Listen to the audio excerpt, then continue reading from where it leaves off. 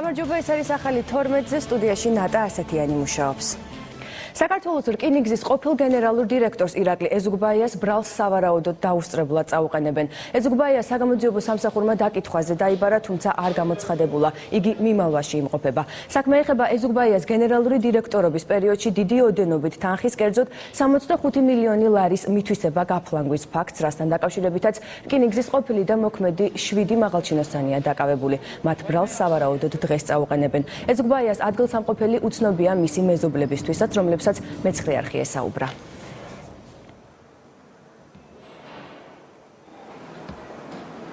დიდი ხანი არ გინახავთ? არა, კარგი ხანია კი არ. საერთოდ არ მინახია და ტელევიზორით მინახია, რა თქმა უნდა, მაგრამ როგორც ასეთი მე არ ვიცნობ ახლა სიმართლე გითხრა და შეხება არ მაქვს.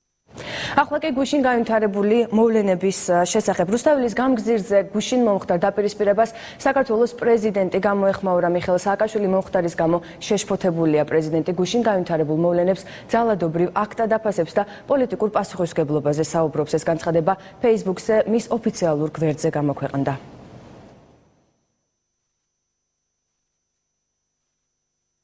ჰომოფობიის წინააღმდეგ ბრძოლის დღე ჰომოფობიის გამოვლინების დღედ იქცა, ასეთია სახალხო დამცველის შეფასება. ომბუდსმენი იმ პირების პასუხისმგებლობის დაყენებას ითხოვს, რომლებმაც სექსუალური უმცირესობებისა და მათი მხარდამჭერების მიმართ ძალადობა გამოავლინეს. უჩან ანუაშვილს პრეტენზია აქვს პოლიციელების მუშაობის მიმართაც. შენიშვნებს აქვეყნებენ ის არასამთავრობო ორგანიზაციებიც, რომელთა წარმომადგენლები რუსთაველის გამგზირზე მომხდარ დაპირისპირებას თვალს ადევნებდნენ. შინაგან საქმეთა სამინისტრომ აქციასთან დაკავშირებით გუშინ გავითარებულ მოვლენებზე გამოძიება უკვე დაიწყო.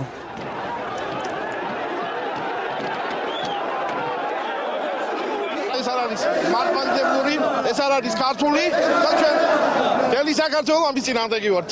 არანაირი ძალადობა, ჩვენ გვყავთ ყველანაირი ძალადობაზე, ამიტომ ვითხოვთ გამოძიებული იქნას საქმეები იმ ადამიანებისა, რომლებიც არიან არასამთავრობო ორგანიზაციებში და ფინანსდებიან უცხოეთიდან. სამწუხარო პარადოქსია, რომ სწორედ ჰომოფობიის წინააღმდეგ ბრძოლის საერთაშორისო დღე გახდა საქართველოში ჰომოფობიის გამოვლინების დღე. ჩვენ ვემიჯნებით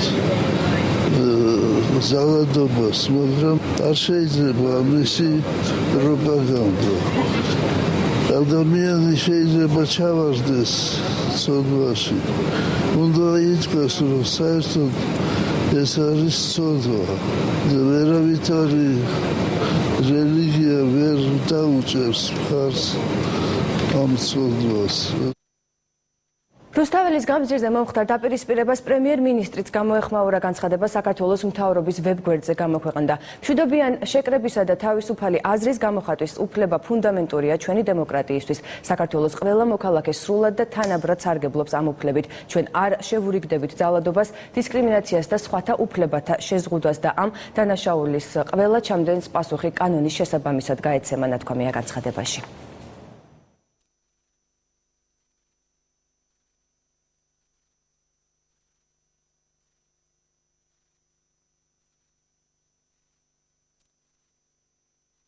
და რუსთაველის გამგზირზე გუშინ მომხდარ დაპირისპირებას საქართველოს პრეზიდენტიც გამოეხმაურა. მან ეს განცხადება საკუთარ Facebook-ის ვებგვერდზე გააკეთა. პრეზიდენტი გუშინ გავითარებულ მოვლენებს ძალადობრივ აქტად აფასებს და პოლიტიკურ პასუხისმგებლობაზე საუბრობს. მე უკიდურესად ვარ შეშფოთებული დღეს თბილისის ცენტრში განვითარებული ძალადობით.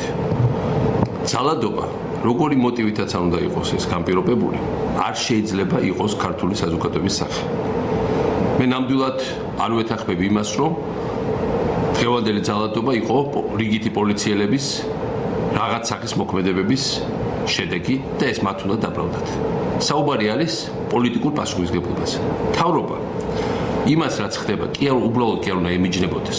მთავრობა იმიტომ ყავს ქვეყანას, რომ არ დაუშვას ძალადობის ფონის მომატება საზოგადოებაში. ძალადობის სცენების სოფლიოსთვის ჩვენება მკვეთრად ასუსტებს ჩვენ საერთაშორისო პოზიციებს, აძლიერებს ჩვენ მტერს. ახლა კი დღის სხვა სიახლეები. საკაბელო ტელევიზია TV21-ის ოფისის კარები ძველმა მფლობელებმა აჭედეს. მედია გრუპის დირექტორს ოფისის კარი დალუქული დახვდა გელა სირაძემ. დასახმარებლად პოლიციას მიმართა, პოლიციას კარის გახსნის საშუალებას არ აძლევდა TV21-ის ძველი მფლობელი გიორგი შოუა, რომელიც აცხადებს, რომ 2011 წელს საკუთრებაზე უარი იძულებით ათქმევინეს. მედია გრუპის დირექტორი გელა სირაძე კი აცხადებს, რომ ახალ მეპატრონეს დავით ჯუღელს საკუთრების ყველა მტკიცებულება აქვს და უფლება მოსილია ისარგებლოს აღნიშნული ქონებით. საკაბელო ტელევიზიის ყოფილმა მფლობელმა პროკურატურაში უკვე უჩიულა აჭარის პოლიციის ყოფილ უფროსს და კუდის უფროსის მოადგილეს. 2011 წელს ნოემბრის თვეში კუდის მუკარით დაშინებით რომ ციხეში დაგიჭერთ, წაგვართვეს TV21-ის ქონება, კერძოდ მთლიანი ქსელი რაც ქონდა TV21-ს და ამასთან ერთად საოფისე პარტი. საოფისე პარტია არაკანონიერად არის გადასხვისებული კუდის შვამავალის მალხას მახაჭაძის ცოლის ძმაზე. ეს ქონება 2013 წლის 3 ნოემბრიდან იჯარის ხელშეკრულების საფუძველზე მესაკუთრე დავით ჯუღელიდან აქ ნაკლებები ბათუმ მედია გრუპს, რომელსაც სრული უფლება აქვს ისარგებლოს ამ ქონებით. ამის ყველა დამადასტურებელი მტკიცებულება არსებობს. ვაკის პარკში არასამთავრობო ორგანიზაცია ყოფილი პოლიტპატიმრები ადამიანის უფლებებისათვის ამ წუთებში აქციას მართავს. აქციის მიზანი 19 მაისს სპორტის სასახლეში დაანონსებული ღონისძიების სამართლიანობა უნდა აღდგეს რეკლამირებაა. ამ მიზნით ორგანიზაციის წარმომადგენლებს დღის განმავლობაში სხვადასხვა აქტივობები აქვთ დაგეგმილი ქალაქის მასშტაბით. აქციას ესწრება ჩემი კოლეგა ნოდარ ჩაჩუა. ნოდარ, რა განცხადებებს აკეთებენ აქციის ხელმძღვანელები და ორგანიზატორები? აქციის ორგანიზატორები არასამთავრობო ორგანიზაციის წარმომადგენლები ვაკის პარკთან ამ წუთებში იკრიბებიან. ისინი საავტომობილო კოლონებით დაიწყებენ მსვლელობას თბილისის ქუჩებში და საზოგადოებას მოუწოდებენ 19 მაისს მონაწილეობა მიიღოს სწორედ იმ ღონისძიებაში, რომელიც სპორტის სასახლეში იმართება და რომლის სახელწოდებაცაა სამართლიანობა უნდა აღდგეს. მთავარი მოთხოვნა მათი არის და იქნება 19 მაისს დაყენებული ის, რომ საგამოძიებო ორგანოებმა, საგამოძიებო სამსახურებმა გამოიწვიონ ყველა ის საქმე, რომელთან დაკავშირებითაც საზოგადოების ინტერესი მაღალია და რომელთან დაკავშირებითაც არასამთავრობო ორგანიზაციის წარმომადგენლებს შეკითხებიან. როგორც უკვე გითხარით, ჯერჯერობით აქციის ორგანიზატორები თავად ვაკის პარკთან არ გამოჩენილან, ისინი ამ წუთებში იკრიბებიან აქ და სულ ცოტა ხანში უკვე გაკეთდება კონკრეტული განცხადებები თუ რა მოწოდებებს გაუგზავნიან ისინი მოსახლეობას. მთავარი მიზანი, რაც მათ მიერ გავრცელებულ პრესრელიზშია ნათქვამი არის ის, რომ რაც შეიძლება მეტმა მოსახლემ მიიღოს მონაწილეობა, ვისთვის რომ ქვეყანაში სამართლიანობის აღდგენის აუცილებლობა არსებობს და ვისთვის რომ რაიმე რიგ საკითხებთან დაკავშირებით არსებობს კონკრეტული შეკითხვები, კონკრეტულ ფაქტებთან დაკავშირებით. ეს გახლდათ ნოდარ ჩაჩუა ვაკის პარკიდან. ფინანსთა სამინისტროს საგამოძიებო დეპარტამენტის თანამშრომლებმა უკანონო სამეწარმეო საქმიანობის ფაქტზე თურქეთის მოქალაქე არი ირითაში დააკავეს. გამოძიება მიმდინარეობს. დეტალებით ჩემი კოლეგა ნუცა აბაშიძე ისაუბრებს პირდაპირ ეთერში. ნუცა, მოგესალმებით და გისმენთ. ჩატარებული გამოძიების თანახმად ქალაქ თბილისში კახიძის 6 ნომერში თურქეთის რესპუბლიკის ორ მოქალაქეს ალი ირითაშსა და დევრან ილზამს უკანონოდ ყოველგვარი ლიცენზიის გარეშე ჰქონდათ მოწყობილი სამორინოს ტიპის დაწესებულება, სადაც ყოველდღიურად მართავდნენ სხვადასხვა აზარტულ თამაშებს. ყოველი მოგებული თამაშიდან კი ისინი იღებდნენ თანხის 10%-ს. სისხლის საქმესთან დაკავშირებით აღძრულია საქმე 192 მუხლის მეორე ნაწილით, რაც ითვალისწინებს თავისუფლების აღკვეთას 3-დან 5 წლამდე ვადით. ალი ირითაშს თურქეთის რესპუბლიკის კიდევ ერთ მოქალაქესთან ერთად თბილისში კახიძის ქუჩა ნომერ 6-ში მოწყობილი ჰქონდა სამორინოს ტიპის დაწესებულება, სადაც ყოველდღურად იმართებოდა სხვადასხვა სახის აზარტული თამაშები და ისინი მოგებიდან იღებდნენ 10%-ს. ამ ეტაპზე მიმდინარეობს გამოძიება საქართველოს სისხლის სამართლის კოდექსის 192 მუხლის მეორე ნაწილით, რაც თავისუფლების აღკვეთას ითვალისწინებს 3-დან 5 წლამდე ვადით. როგორც უკვე აღნიშნა, გამოძიება მიმდინარეობს, ჯერჯერობით დაკავებულია მხოლოდ ერთი ეჭვმიტანილი ალი ირითაში, ხოლო რაც შეეხება დევრან ილზამს, ის მიმალვაში იმყოფება. თუ რა ზარალი მიადგა საქართველოს ბიუჯეტს, აღნიშნული კანონდარღვევით ჯერ უცნობია. ჩემი კოლეგა ნუცა აბაშიძე საუბრობდა პირდაპირ ეთერში. ლუქსემბურგში ნატოს საპარლამენტო ასამბლეის სესია მუშაობა დაიწყო. საქართველოს დელეგაციას საგარეო ურთიერთობათა კომიტეტის თავმჯდომარე თედო ჯაფარიძე ხელმძღვანელობს. დელეგაციის შემადგენლობაში არიან ირაკლი ჩიქოვანი, ლევან ბერძენიშვილი, გიორგი ბარამიძე. ასამბლეის სესიის ფარგლებში სიტყვით ნატოს გენერალური მდივანი ანდერს ფოგ რასმუსენი გამოვიდა. კითხვაზე თუ რა შეიძლება საქართველოს გააკეთოს, რომ ნატოს წევრი ქვეყანა გახდეს, რასმუსენმა განაცხადა. საქართველოში ბევრი პოზიტიური ცვლილება მოხდა. ახლა მთავარია კარგად ჩატარდეს საპრეზიდენტო არჩევნები, ამ და სხვა კრიტერიუმების დაკმაყოფილების შემთხვევაში კი ნატოს კარი საქართველოსთვის ღია იქნება. დღეს სესიის ფარგლებში ასამბლეის კომიტეტების სხდომა ჩატარდება. სხდომებში მონაწილეობას მიიღებს საქართველოს დელეგაცია. დაგეგმილია თედო ჯაფარიძის გამოსვლა უსაფრთხოების სამოქალაქო განზომილების კომიტეტზე. საგარეო საქმეთა მინისტრი მაია ფანჯიკიძე ვიშეგრადის ოთხეულისა და აღმოსავლეთ პარტნიორობის საგარეო საქმეთა მინისტრების შეხვედრაში მონაწილეობს, რომელიც ქალაქ კრაკოვში იმართება. შეხვედრას ევროკავშირის მხრიდან უმაღლესი წარმომადგენელი საგარეო საქმეთა და უსაფრთხოების პოლიტიკის საკითხებში კეტრინ ეშტონი და გაფართოებისა და ევროპული სამეზობლო პოლიტიკის საკითხებში ევროკომისარი შტეფან ფულე ესწრებიან. მინისტერიალის ფარგლებში მაია ფანჯიკიძემ ორმხრივი შეხვედრა გამართა კეტრინ ეშტონთან, სადაც საქართველოს ევროკავშირის ურთიერთობები, ვილნიუსის სამიტის მოსამზადებელი საკითხები და საქართველოში მიმდინარე პროცესები განიხილეს. კრაკოვის მინისტერიალის ფარგლებში მხარეებმა აღმოსავლეთ პარტნიორობის შესახებ ერთობლივი განცხადებაც მიიღეს. ქალბატონ კეტრინ ეშტონთან შეხვედრის ძირითადი თემები იყო რასაკვირველია მზადება ვილნიუსის სამიტისთვის. ამ მზადებას ემსახურება სწორედ ეს კონფერენცია. ფინანსთა სამინისტროში ფინანსთა მინისტრის მრჩეველთა საბჭოს სხდომა გაიმართა. შეხვედრაზე ფინანსთა მინისტრმა ნოდარ ხადურმა მრჩეველთა საბჭოს წევრებს 2013 წლის სახელმწიფო ბიუჯეტის პირველი კვარტლის შედეგები გააცნო. ფინანსთა მინისტრის მოადგილემ დავით ებრალიძემ კი საბჭოს წევრებს საგადასახადო კოდექსში შესატანით ცვლილებების პროექტი წარუდგინა. შეხვედრაზე ასევე იმსჯელეს ქვეყნის სტრატეგიის ამსახველი დოკუმენტის შემუშავების პროცესზეც. დღეს განვიხილეთ საქართველოს საგადასახადო კოდექსში შესატანით ცვლილებები. ჩვენ შევთანხმდით, რომ ამ ვარიანტს დავუგზავნით საბჭოს წევრებს და ისინი კონკრეტულ წინადადებებს გამოგვიგზავნიან, აქტიურად ჩაერთვებიან. გარდა ამისა, მე მათ მივაწოდე ინფორმაცია ჩემი ვიზიტების შესახებ, რომელიც ჰქონდა საერთაშორისო სავალუტო ფონდში, აზიის განვითარების ბანკსა და ევროპის რეკონსტრუქციისა და განვითარების ბანკში და მოვისმინეთ ძალიან საინტერესო ხედვები მათი საქართველოს სტრატეგიული დოკუმენტთან მიმართებაში, რომელზეც ფინანსთა სამინისტრო და ეკონომიკის სამინისტრო მუშაობს. საინტერესო შეხვედრა იყო. პირველ რიგში საუბარი იყო ეკონომიკური ზრდის ტენდენციებზე, უფრო მეტი აქტივობა საჭირო ამ მიმართულებით. აპრილის თვე, როგორც აღნიშნა სამინისტრომ, იყო საკმაოდ კარგი წინა თვეებთან შედარებით, როგორც საგადასახადო აქტივობის კუთხით, ასევე თვითონ ბიზნესის გააქტიურების მიმართულებით.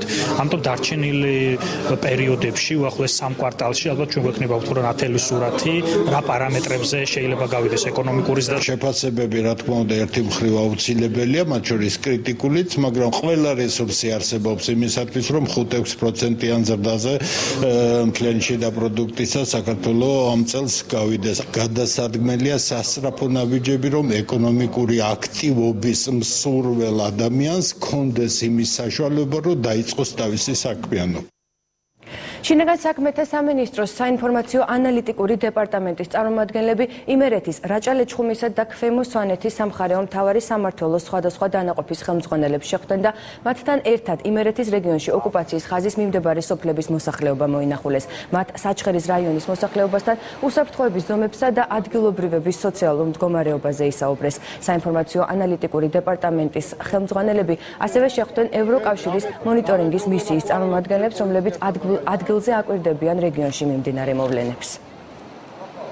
ანალიტიკური დეპარტამენტის ხელმძღვანელობასთან ერთად მოვინახულეთ საოკუპაციო ხაზის მიმდებარე სოფლების მოსახლეობა. შევხვდით საოკუპაციო ხაზის მიმდებარე სოფლების მოსახლეობას, განვიხილეთ აღნიშნულ სოფლებში არსებული ვითარება, აგრეთვე შევხვდით აღნიშნულ რეგიონში მოქმედ ევროკავშირის მონიტორინგის ჯგუფს, მათ წარმომადგენლებს. დღეს მთავრობის წარმომადგენლებმა ხონში წყალმომარაგების სისტემაზე ჩატარებული სამუშაოები დაათვალიერეს. ხონში იმყოფებოდნენ რეგიონული განვითარებისა და დევნილთა სამინისტროს თანამშრომლები. წყლის სისტემის რეაბილიტაცია დევნილების დასახლებაში ევროკავშირის ფინანსური მხარდაჭერით ხორციელდება. რეაბილიტაციის ფარგლებში დამონტაჟდა წყლის მრიცხველები და გამოიცვალა საკანალიზაციო სისტემა, რის შემდეგაც 1200-ზე მეტ მოსახლეს წყალი 24 საათის განმავლობაში მიეწოდება.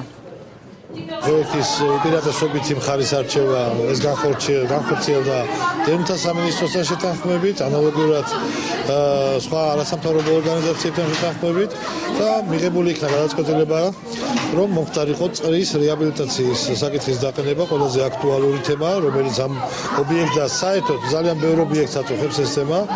აქ ეს პრობლემა მოიხსნა მთლიანობაში. 1300 მოსახლის გაუმჯობესდა წყლის მოწადება, ეს 500 ოჯახზე მეტია, წყალი დღესდღეობით ამ ადამიანებს მიეწოდება 24 საათის განმავლობაში. არასამთავრობო ორგანიზაცია სამართლიანი არჩევნებისა და დემოკრატიის საერთაშორისო საზოგადოებამ ფოთში საპარლამენტო არჩევნების შემდგომ პერიოდში ადგილობრივ თვითმმართველობებში მიმდინარე პროცესებზე კვლევა წარმოადგინა. კვლევის მიხედვით გამოკვეთილია თანამდებობის პირების იძულებით და პოლიტიკური ნიშნით გათავისუფლების ტენდენცია.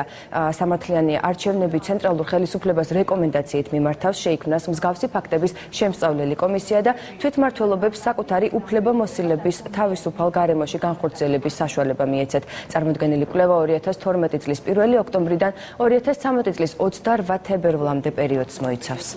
მთელ საქართველოს მასშტაბით ჩვენი ინფორმაციით 1877 თანამშრომელია საჯარო მოხელე დათხოვნილი და სამწუხარო ტენდენცია, რომელიც აქტიურად იკვეთებოდა წინასაარჩევნო პერიოდში, ამ ეტაპზეც იკვეთება, ეს არის პოლიტიკური ნიშნით და სავარაუდოდ ზეწოლის საფუძველზე ადამიანების გათავისუფლება. ამის თქმის საფუძველს გვაძლევს ის, რომ ათეულობით ადამიანს ერთდროულად ერთ დღეს აქვს განცხადება დაწერილი და ბუნებრივია ეს იწვევს ეჭვს იმის თაობაზე, თუ რამდენად იყო ეს მათი ნება. კახეთში პრეზიდენტის რწმუნებული ზურაბ ჭიაბერაშვილი თელავის მუნიციპალიტეტის სოფელ რუისპირში სტიქიით დაზარალებულ მოსახლეობას შეხვდა. გუბერნატორმა დაზარალებულებს პრემიერ-მინისტრ ბიძინა ივანიშვილისადმი გაგზავნილი წერილი გააცნო, სადაც ჭიაბერაშვილი მას სტიქიით დაზარალებულთათვის კომპენსაციის გაცემას თხოვს. რეგიონის პირველი პირი და რუისპირის მოსახლეობა მთავრობას სტიქიის შედეგად გამოწვეული ზარალის დროულად ანაზღაურებას თხოვენ. შეგახსენებთ, რომ სოფელ რუისპირში ძლიერმა სიტყვამ ადგილობრივები მიმდინარე წლის 10 აპრილს დააზარალა. 10 აპრილს მოვიდა სტიქია, 15 აპრილს გამოიყო კომისია, იყვნენ ჩამოსული სოფლის მეურნეობის სამინისტროდან, ყოველ კომისიაში იყო სოფლის მეურნეობის სამინისტროს წარმომადგენელი და შეფასდა პროცენტები. ატამი შეფასდა 100%-ით, ვენახები შეფასდა ყველაზე დაბალი 40%, 40-დან 100%-მდე. საფერავი მეტიწილი 80 და 100%. საფერავი უფრო გაფუთრილი იყო და გამოტანილი ჰქონდა. მე შევხვდი სოფლის მოსახლეობას და მათ თვითონ კომისიასთან, ვინც აღწერა ზარალი და თითოეული ადამიანის დაზიანებული ნაკვეთები. პრეტენზია არ აქვთ, სოფლის მეურნეობის სამინისტრომ და გამგეობამ იმუშავა, მაგრამ ახლა ეს ხალხი ელოდება უკვე მთავრობის გადაწყვეტილებას, ცენტრალური მთავრობის რა ფორმით მოხდება ზიანის ანაზღაურება. ძალიან მალე სკოლის მოსწავლეები ქიმიას, ფიზიკასა და ბიოლოგიას ციფრული ტექნოლოგიების გამოყენებით შეისწავლიან. მასწავლებელთა განვითარების ეროვნულ ცენტრში თბილისის საჯარო და კერძო სკოლების საბუნებისმეტყველო საგნების პედაგოგებისთვის პრეზენტაცია გაიმართა. ღონისძიებაზე ქიმიის, ფიზიკისა და ბიოლოგიის პედაგოგებს საბუნებისმეტყველო ლაბორატორიაში ციფრული ტექნოლოგიების გამოყენების სხვადასხვა საშუალებები გააცნეს. ამ სიახლის მრავალი სკოლა დაგეგმავს. პრეზენტაციას უკრაინული კომპანიის წარმომადგენლები უძღვებოდნენ. ციფრული ტექნოლოგიების დანერგვა საბუნებისმეტყველო საგნებში ძალიან მნიშვნელოვანი იქნება, იმიტომ რომ ეს ხელშეუწყობს სასწავლო პროცესს უკეთ წარმართვას, უფრო საინტერესოს გახდის გაკვეთილს და მნიშვნელოვან როლს შეიტანს სასკოლო ცხოვრებაში. ძალიან მნიშვნელოვანი სიახლეა, რადგან მოსწავლეებს აუმაღლებს мотиваციას და მეტ ჩართულობას გამოიწვევს მათ ჩართულობას საბუნებისმეტყველო საგნებში გაუღვივებს ინტერესს. თბილისის მერმა და ზაარბრუკენის დელეგაციის წარმომადგენლებმა შეხვედრაზე ორ დაძმობილებულ ქალაქს შორის ურთიერთობის შემდგომ გაღრმავებასა და კულტურული კავშირების გამტკიცებაზე ისაუბრეს. გიგი უგულავასთან შეხვედრის შემდეგ კი მათ თბილისის მერიის მოქალაქეთა მომსახურების ცენტრი დაათვალიერეს და იქ დანერგილ სერვისებს გაეცნენ. დელეგაცია ოფიციალური ვიზიტით თბილისში ზაარბრუკენის მერის შარლოტე ბრიცის ხელმძღვანელობით იმყოფება. თბილისისა და ზაარბრუკენის დაძმობილების ხელშეკრულებას ხელი 1975 წელს მოეწერა. ზაარბრუკენის და თბილისის მეგობრობა ძალიან ბევრ წელიწადს იცვლის. ყველაზე მნიშვნელოვანი მე ჩემის აზრით იყო 90-იან წლებში სტუდენტებისთვის შეწყობა იმისათვის რომ მაშინ საქართველოს განსაკუთრებით უჭირდა და შესაძლებლობა ძალიან ბევრი სტუდენტისთვის მიიღო განათლება, მათ შორის მეც ვიყავი 95-დან 97 წლამდე. ეს ჩემთვის ორმაგარჩობლიური ქალაქია. დღეს თავარია, რომ ჩვენ ეს ურთიერთობები გავაძლიეროთ, განათლების მიმართულებით, კულტურული მემკვიდრეობის დაცვის მიმართულებით. ზაარბრუკენს და თბილისს დიდი ხნის ურთიერთობა აკავშირებს და ეს ურთიერთობა მრავალ სფეროს მოიცავს, მათ შორის კულტურის სფეროსაც. ჩვენთან ერთად ჩამოსულია ზაარბრუკენის სახელმწიფო თეატრის მმართველი. მასთან ერთად მრავალი პროექტის განხილვას ვგეგმავთ. ასეთი იყო ამ დროისათვის განვითარებული სიახლეები, მე ზუსტად 3 საათზე დაგიბრუნდებით.